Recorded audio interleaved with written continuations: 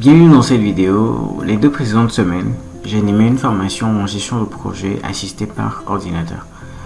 Alors tout de suite après, il m'est venu à l'idée de proposer cette vidéo qui montre comment réaliser un diagramme de Gantt à partir de Excel.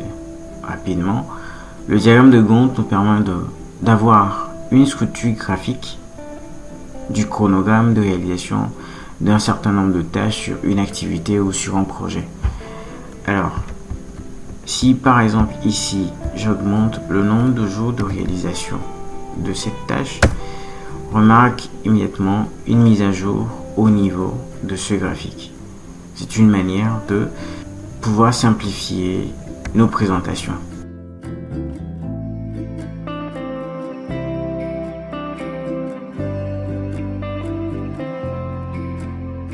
Nous allons partir de cette liste de tâches qui nous permet de constituer une base de données de sous-traitants.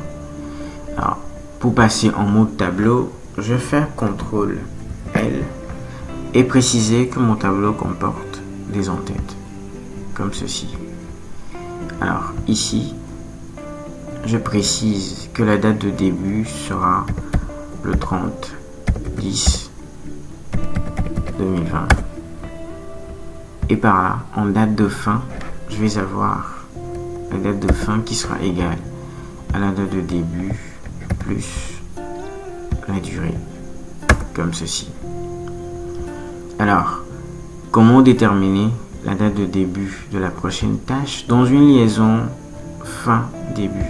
C'est-à-dire que la fin de la première tâche constitue le début de la deuxième tâche. Je vais faire égal et préciser comme date de début la date de fin, la date de début de la deuxième tâche, la date de fin de la première. Je fais entrer et je fais incrémenter la série vers le bas en double-cliquant sur la poignée de recopie. Ici, je vais personnaliser le format d'affichage pour me permettre d'afficher l'unité de jour. Donc je vais dans accueil, format, autre format numérique, je vais dans personnaliser, je prends n'importe lequel que je modifie. Alors, à partir de là, je précise que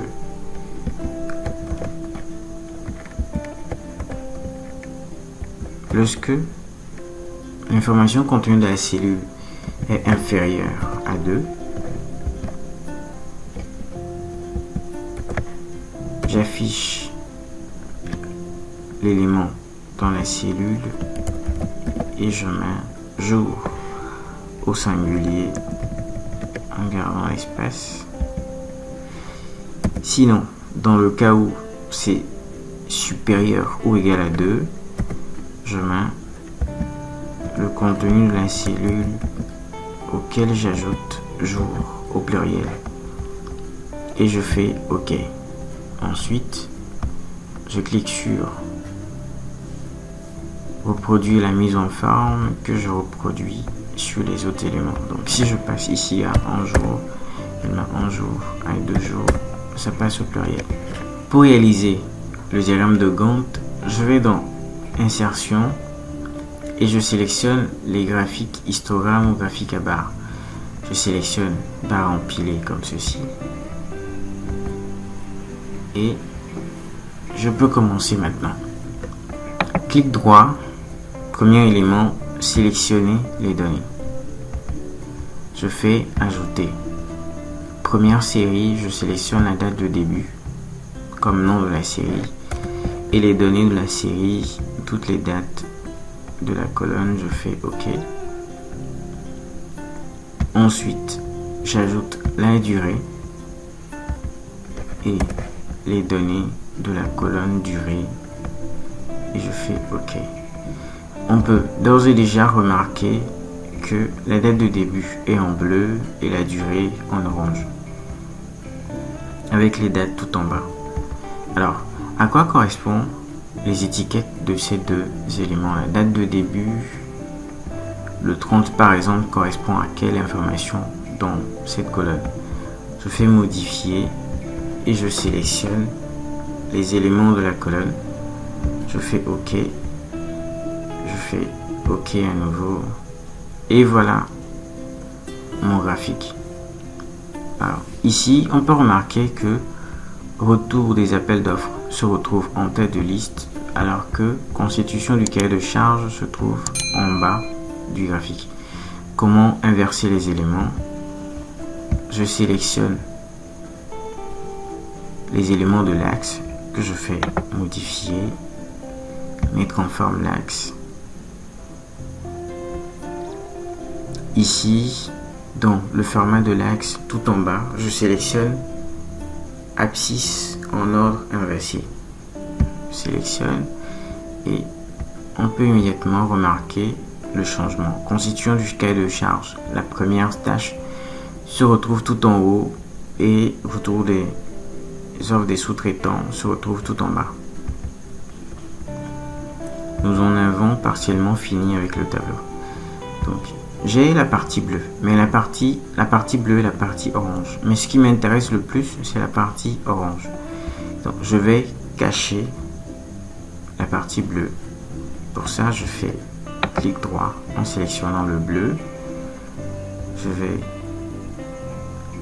mettre en forme la série de données et je vais mettre aucun remplissage. La partie bleue s'en va. Maintenant, comment faire pour que le début soit immédiatement disponible au début de la colonne? Donc, je vais dans mon tableau, je désélectionne le tableau, je désélectionne le graphique, je vais dans le tableau et je sélectionne le format standard.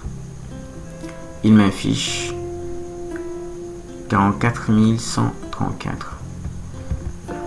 Et pour rappel, ce chiffre-là nous montre la date, ce chiffre-là nous montre 44 134 correspond au nombre de jours qui nous séparent du 1er janvier 1900. Et le 1er janvier 1900 est la date, la toute première date de Excel. Donc je vais ici, je clique sur l'axe des dates et dans options d'axe pour date minimum, je renseigne le chiffre en question, je fais entrer et immédiatement mon diagramme de Gantt commence à partir de cette date là. Je vais là et je retourne au format date court. Maintenant, deuxième problème, je remarque que mes dates sont empilées les unes sur les autres. Comment pouvoir les séparer? On peut aussi, dans la foulée, modifier. Je retourne dedans, modifier les axes.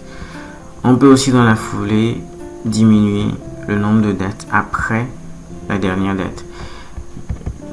Personnellement, je le déconseille parce que au cas où nous augmentons la date de début de la dernière date ou que nous incrémentons le nombre de jours que le graphique doit s'étendre, certains éléments pourraient sortir du cadre que nous avons défini. Donc on précise la première date, la date de début et la date de fin. Libre à Excel de pouvoir gérer ça tout seul.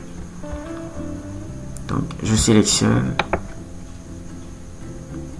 mon axe des dates, je fais modifier l'axe et je viens sur le troisième élément ici. Je lui dis de changer l'orientation des dates. Et voilà, chaque ligne verticale correspond à la date qui est tout au-dessus. Je vais afficher les étiquettes à l'intérieur. Donc je sélectionne le bleu, je sélectionne mes barres orange, je clique sur plus et étiquette, je le mets au centre. Et voilà, un diagramme de Gantt réalisé à partir de ce tableau. Donc je peux très rapidement présenter de manière graphique l'enchaînement de la tâche qui m'a été confiée. Donc, si j'augmente on va fermer ceci, placer le graphique à côté et dire si je mets celui-ci à 15 jours, je remarque que mon graphique s'adapte immédiatement à 5 jours.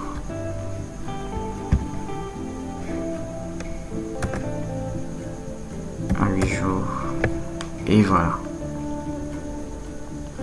Voilà rapidement réaliser le diagramme de Gantt. Mais cette méthode comporte quelques lacunes.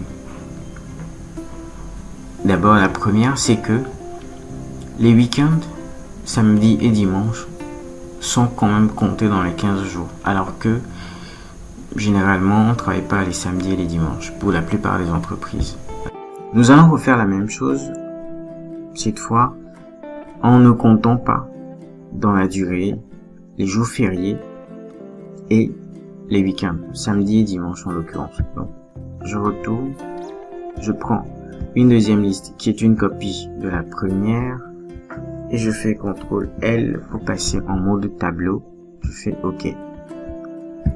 À ce tableau de départ, j'ajoute les jours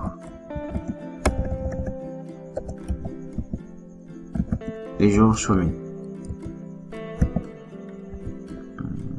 Là. Donc, date de début, toujours le 30, 10, 20. J'espère que j'ai gardé la mise en forme personnalisée. Tout en bas, voilà. Je fais OK. Et je la reproduis sur les autres éléments. Première journée chômée après le 30 octobre 2020 sera le 1er novembre 2020. Ensuite, nous pouvons mettre le 25 décembre 2020. Et voilà. Pour calculer la date de fin à partir du 30 octobre 2020, 15 jours ouvrés, en tenant en compte les jours chômés, je vais utiliser la fonction série jours ouvrés, comme ceci. Je double-clique là-dessus et je fais appel au soldat. Date de départ, ma date de début ici, nombre de jours, la durée, et les jours fériés, les éléments de la colonne jours fériés. J'espère que j'ai tout pris, voilà. Et je fais OK. Là, je sélectionne tout ce qu'il y a ici, que je fais passer en date courte. Voilà, donc entre le 30 octobre 2020 et 15 jours après le 30 octobre 2020, en tenant compte des jours ouvrés, nous tombons sur le 20 novembre 2020. Donc ici, comme dans le cas précédent, la date de début de cette tâche est la date de fin de cette tâche. Et je fais incrémenter. Et voilà. Il ne reste plus qu'à intégrer le graphique, comme nous l'avons vu dans le cas précédent. Et le tour est joué. Si cette vidéo vous a plu, n'hésitez pas à la partager. Abonnez-vous si ce n'est pas encore fait. Je vous donne rendez-vous dans la prochaine vidéo. Jusque là, portez-vous bien. Ciao, ciao.